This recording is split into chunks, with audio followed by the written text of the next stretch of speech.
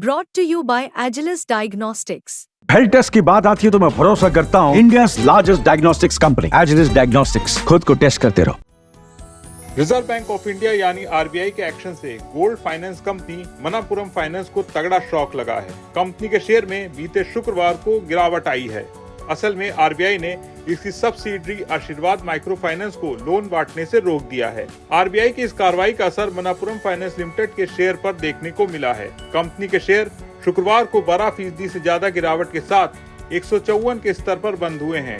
Intraday में share 16% से ज्यादा टूटकर 147 रुपए के भाव पर पहुंच गया था। इसके अलावा आरबीआई ने 3 और कंपनियों के खिलाफ सख्त कार्रवाई की है। तो क्या है पूरा मामला, आरबीआई ने क्यों एक्शन लिया है, इस रिपोर्ट में हम आपको बताने जा रहे हैं।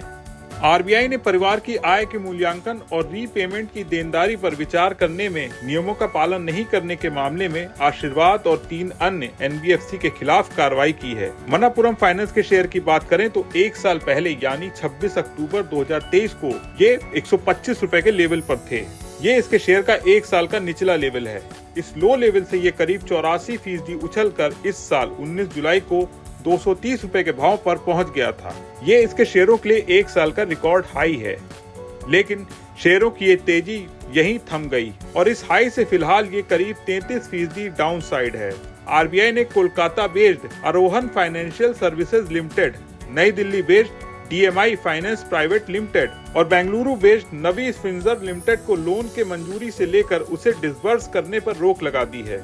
आरबीआई ने कहा है कि ये कार्रवाई इन कंपनियों के weighted average lending rate cut और कॉस्ट ऑफ फंड पर ब्याज के स्प्रेड के ज्यादा पाए जाने पर प्राइसिंग पॉलिसी में मटेरियल सुपरवाइजरी चिंताओं के चलते की गई है, जो आरबीआई के फेयर प्रैक्टिस कोड के मुताबिक नहीं है। आरबीआई ने कहा पिछले कुछ महीनों में अलग अलग चैनलों के जरिए से रेगुलेटेड इकाइयों को छोटे वैल्यू वाले लोन में पारदर्शिता बरतने को कहा गया था। इसके बावजूद इन्होंने अनुचित और गलत प्रैक्टिस को अपनाया है। माइक्रो फाइनेंस लोन के मामले में भी घरेलू इनकम और मंथली रीपेमेंट ऑब्लिगेशन से जुड़ी रेगुलेटरी गाइडलाइंस का पालन नहीं किया गया है।